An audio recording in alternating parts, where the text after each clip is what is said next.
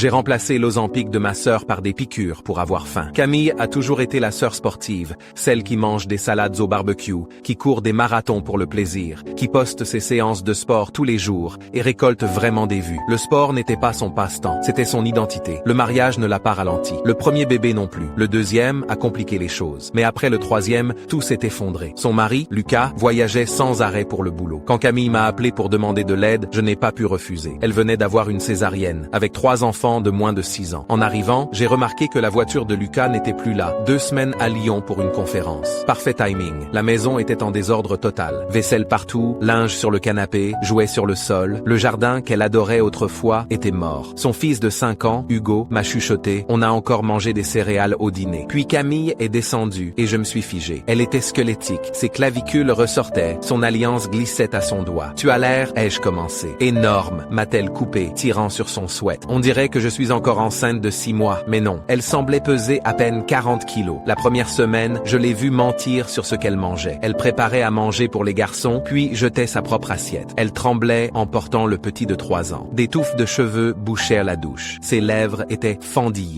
presque blanches. Un matin, Hugo m'a réveillé. Tata Léa, j'ai faim. Maman a encore oublié le déjeuner. J'ai trouvé Camille évanouie sur le sol de la salle de bain. Je vais bien, a-t-elle murmuré quand je l'ai réveillée. Juste fatiguée. Ce soir-là, je l'ai découvert. 5 boîtes d'Ozempic dans l'armoire à pharmacie. L'étiquette disait médicaments contre le diabète, mais le nom de la clinique appartenait à un centre minceur à 2 villes d'ici. Les boîtes étaient presque vides. Camille, c'est de la folie, ai-je dit. C'est juste temporaire, a-t-elle insisté. Jusqu'à ce que je perde les kilos de grossesse. Quels kilos? Tu es un squelette. Je suis encore énorme, a-t-elle crié, en pinçant une peau inexistante. Elle était malade. Elle se laissait mourir de faim, tout en s'occupant de 3 enfants affamés. À 2 heures du matin, j'étais allongé. Incapable de dormir, le bébé pleurait et j'ai pris ma décision. J'ai conduit jusqu'à une pharmacie ouverte 24 heures sur 24, acheté des stimulants d'appétit et j'ai discrètement remplacé l'Ozempic pendant qu'elle dormait. 2 semaines plus tard, Lucas est rentré. Camille jouait par terre avec les garçons. Elle riait. Elle avait repris un peu de poids. Sa peau avait retrouvé de la couleur. J'ai pris Lucas à part et tout raconté. L'Ozempic, l'évanouissement, ce que j'avais fait. Son visage est devenu livide. On est allé la voir ensemble. Elle donnait le biberon au bébé en fredonnant doucement. Camille, a dit Lucas doucement, on sait pour l'Ozempic. Léa l'a remplacé il y a 2 semaines. Elle s'est figée, puis s'est mise à trembler. Elle est allée dans sa chambre et s'est effondrée. Hugo m'a préparé un sandwich hier, sanglotait-elle. Mon fils de 5 ans m'a fait à manger parce qu'il était heureux de me voir manger. J'ai failli les laisser sans mère, pour rien, juste pour être mince. Lucas et moi l'avons prise dans nos bras pendant qu'elle pleurait. C'est fini, ai-je chuchoté. Tu es en sécurité maintenant. 3 mois plus tard, elle mange avec ses enfants tous les jours. Elle rit à nouveau, ses cheveux repoussent et elle me remercie encore de lui avoir sauvé la vie sans